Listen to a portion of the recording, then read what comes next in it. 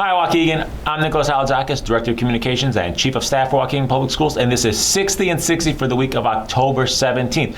This week, we're covering special recognitions for our board members, a celebration of our principals, information sessions for our diverse learner families, and more. This week is Illinois Principal Appreciation Week, and we'd like to start off by thanking all of our school leaders for the work they do to support our students, staff, and community. Our principals put in countless hours to keep our schools running smoothly, and we hope everyone takes time to reach out to their building principals to express their appreciation for all they do.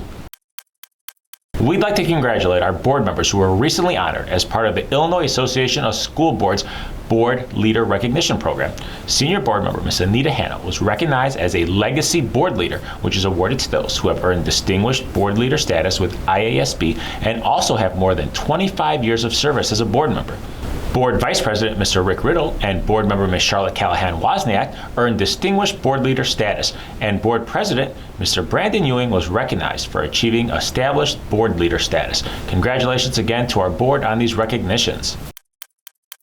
Next week, we'll be hosting an online informational presentation for diverse learner families to help train parents on a variety of skills and techniques that will allow them to more effectively advocate for their children. Sessions will be hosted separately in English and Spanish via Zoom on Thursday, October 27th, with the English session taking place at 6:30 and Spanish at 7:30. Those interested in either session can join us by scanning the QR code on your screen or by finding more information on our website. And finally, our middle school sports season has wrapped up. We want to congratulate all of our champions, and parents should be on the lookout for information about winter middle school and elementary athletic programs.